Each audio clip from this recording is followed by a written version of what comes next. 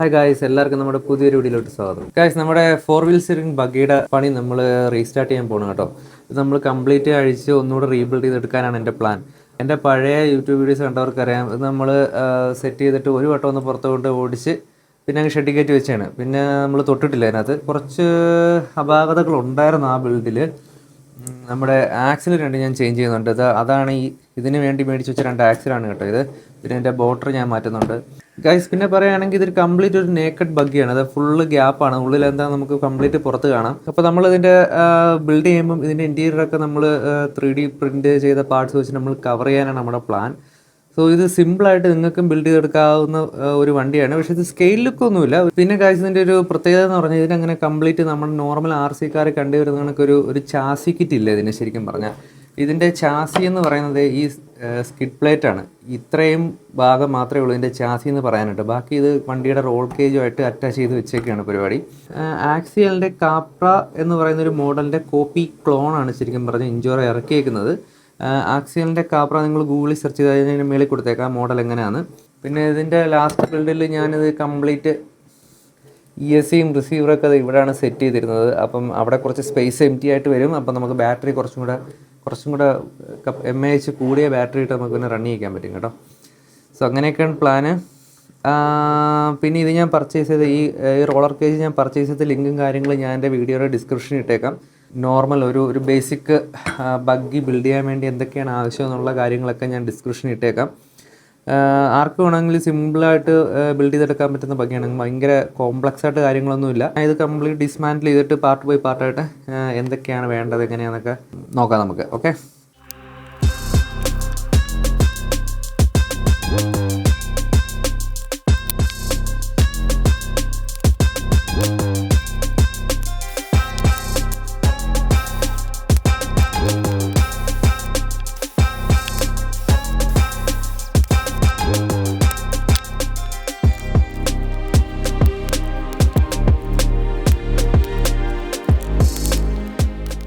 Guys, വണ്ടിയുടെ ഞാൻ നേരത്തെ പറഞ്ഞ പോലെ വണ്ടിയുടെ ചാസി എന്ന് പറഞ്ഞത് ഈ മോട്ടറും ട്രാൻസ്മിഷനും പിടിപ്പിക്കുന്ന ഈ സ്കിഡ് പ്ലേറ്റിനാണ്.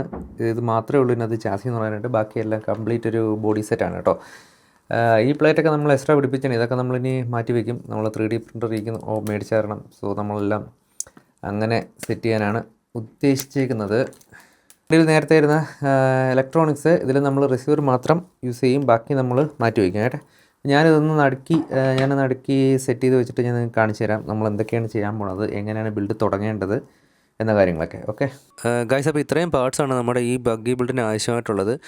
ഇതിൽ നമ്മൾ ആദ്യം ചെയ്യാൻ പോകുന്ന കാര്യം എന്ന് പറഞ്ഞാൽ നമ്മുടെ മോട്ടർ സ്വാപ്പ് ചെയ്തിട്ട് ട്രാൻസ്മിഷൻ ഒന്ന് ഗ്രീസ് ചെയ്ത് വെക്കുക എന്നുള്ളതാണ് നമ്മുടെ ആദ്യത്തെ ജോലി. ഗൈസ്, നമ്മുടെ മോട്ടർ അഴിച്ച് മാറ്റിയിട്ടുണ്ട്. ഇൻറ്റേർണൽ ഗിയേഴ്സൊക്കെ നല്ല ഡ്രൈ ആണ്. ഏകദേശം ഇപ്പോൾ ഓൾമോസ്റ്റ് 1 ഇയറോളായി വണ്ടി ഞാൻ സെറ്റ് ചെയ്ത് വെച്ചിട്ട്. പക്ഷേ നമ്മൾ അങ്ങനെ അധികം പുറത്തുകൊണ്ട് ഓടിക്കാറില്ലെന്നേ ഉണ്ടായിരുന്നുള്ളൂ. സോ അതുകൊണ്ട് തന്നെ അന്ന് ഇട്ട ഗ്രീസൊക്കെ എല്ലാം ഡ്രൈ ആയി പോയിട്ടുണ്ട്. സൈഡിലൊക്കെ കുറച്ച് കാണാം. നമ്മളതിലത് അഴിച്ചൊന്ന് ക്ലീൻ ചെയ്തിട്ടാണ് പുതിയ മോട്ടർ വയ്ക്കുന്നത് കേട്ടോ.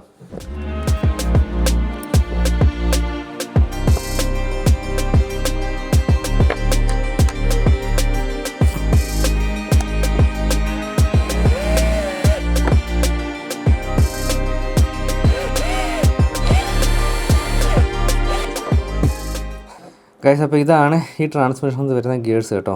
എല്ലാം മെറ്റൽ ഗിയേഴ്സാണ് വരുന്നത്. ഈ ട്രാൻസ്മിഷൻ എന്ന് പറഞ്ഞാൽ ആക്സിയൽ കാപ്രയുടെ സെയിം കോപ്പി ട്രാൻസ്മിഷനാണ്.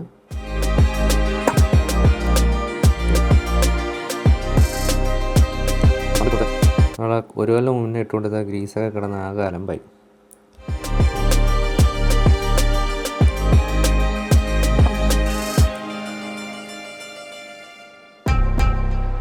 നമ്മളിതിൽ അപ്ലൈ ചെയ്ത് കൊടുക്കാൻ പോകുന്ന ഗ്രീസാണ് കേട്ടോ. ഇത് ഹെവി ഡ്യൂട്ടി ഗ്രീസ് 10 ഗ്രാമിൻ്റെ HPI ബ്രാൻഡിൻ്റെയാണ് കേട്ടോ.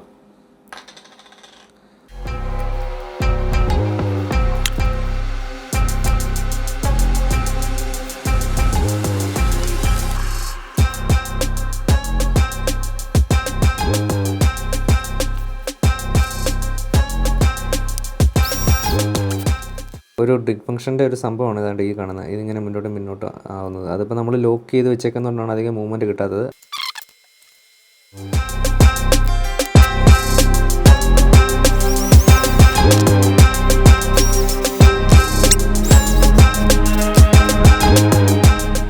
നമ്മുടെ ഗിയർ ബോക്സിൻ്റെ ഗ്രീസിങ്ങും കാര്യങ്ങളൊക്കെ സെറ്റായിട്ടുണ്ട്. ഇതിവിടെ മാറ്റി വെച്ചിരിക്കാം. ഇനി നമ്മുടെ പുതിയ മോട്ടർ അങ്ങോട്ട് അൺബോക്സ് ചെയ്യാം.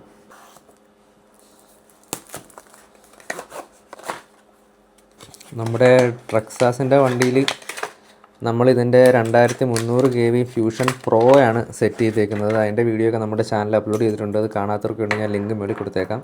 ഇത് പ്രോ അല്ല, ഇത് അതിനേക്കാളും ഒരു പടി താഴെ നിൽക്കുന്ന മോട്ടറാണ്. ഹോബി വിങ്ങിന് തന്നെ fusion SC, Quicrun fusion SC brushless 2-in-1 സിസ്റ്റമാണ്. സോ ESCയുടെ ആവശ്യമില്ല. ESC ഇതിനകത്ത് ഇൻബിൽഡാണ്. എനിക്ക് തോന്നുന്നത്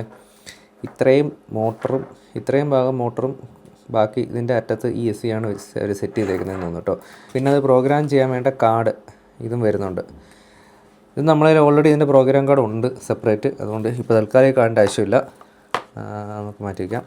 നമ്മുടെ ചാസിയിൽ ഈ മോട്ടർ ഇങ്ങനെയാണ് പ്ലേസ് ആവുന്നത്. അപ്പോൾ നമുക്ക് നമ്മുടെ മോട്ടർ ഇങ്ങനെ വെച്ചെടുക്കുന്നതാണ് നല്ലത്. അപ്പം വയറെല്ലാം ഒരു സൈഡിലേക്ക് ഒതുങ്ങിയിരിക്കും.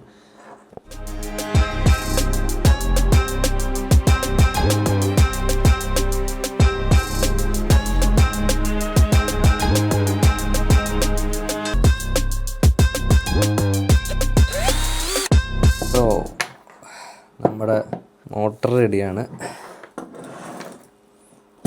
മോട്ടർ 540 സൈസ് മോട്ടർ കേട്ടോ.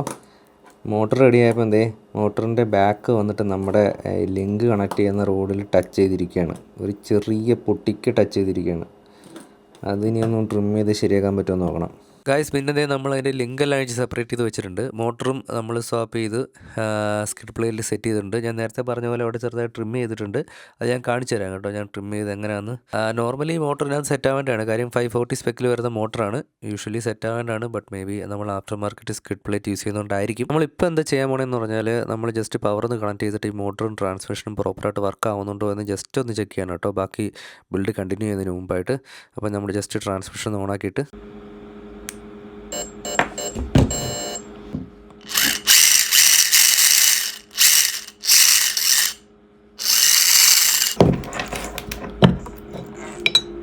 ഗൈസ്, ഇതാണ് ട്രിം ചെയ്ത് കഴിഞ്ഞിട്ടുള്ള നമ്മുടെ സ്കിഡ് പ്ലേറ്റിൻ്റെ അവസ്ഥ കേട്ടോ. ഈ വൃത്തികേടൊക്കെ നമ്മൾ ബ്ലാക്ക് പെയിൻ്റ് അടിച്ച് കവർ ചെയ്യുന്നതാണ്. ഇതേ പെയിൻ്റ് അടിച്ച ശേഷം ഇതാണ് ലുക്ക് കേട്ടോ. ആ വൃത്തികേടൊക്കെ ക്ലിയർ ആയിട്ടുണ്ട്. വലിയ കുഴപ്പമില്ല.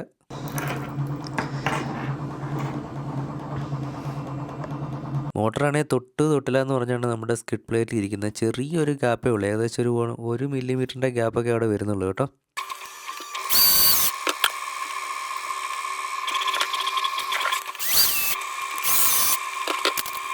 ഇത് ഈ ബഗ്ഗിൽ സെറ്റ് ചെയ്യാൻ പോകുന്ന 4 ലിങ്കുകളാണ് കേട്ടോ.